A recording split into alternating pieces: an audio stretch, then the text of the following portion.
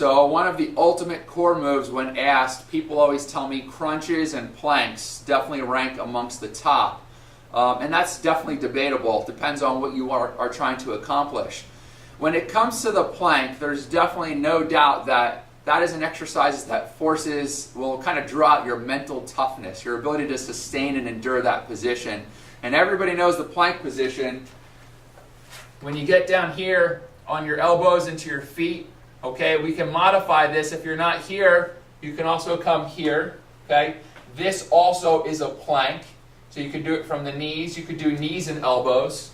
Okay, so you can vary the different positions to tweak it, but once you understand your starting point relative to the plank, what your body can do successfully, then you want to start to explore some of the authentic drivers of your body. And if you're not sure what that means, watch the drivers section in the education section of the Movement Prep system. And so your authentic drivers that you're going to use with the plank that we're going to talk about are your hands, your feet, your eyes, and your hips, okay? Right and left hand, both feet, one set of eyes, one set of hips. So what we're going to do is use all those drivers to start to explore how to enhance the effectiveness and strength and endurance within the plank position.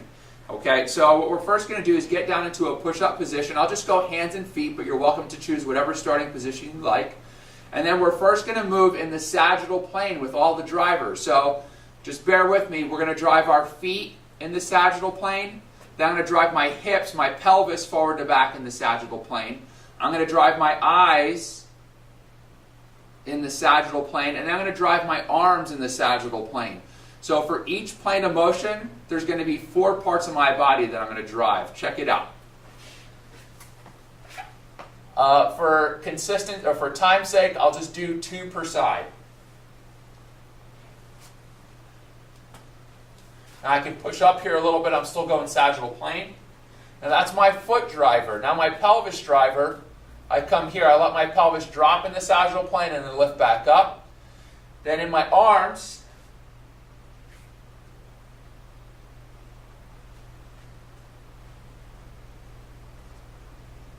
and then with my eyes. Okay, now notice all of those. Even though I was driving in the sagittal plane, I allowed my whole body to react to the movement. So meaning when I move my arms, you notice I let my hips move. I don't want to necessarily hold them still. I want everything to work with everything because we're a chain reaction. The next plane of motion is the frontal plane. I'll use the same strategy. I'll go with the feet. I'll go with the pelvis, I'll go with the arms, and I'll go with the eyes.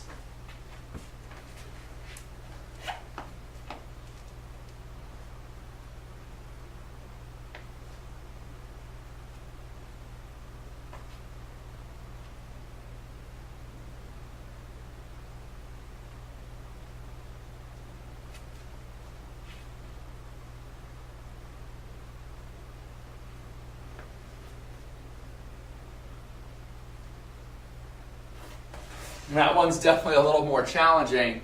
So what you might want to do is get a wider base with your feet. The last one, this is obviously a good cardio workout too. You're going to go in the transverse plane. Same strategy. We're going to go feet, pelvis, eyes, and hands. Okay? So in the rotational plane of motion.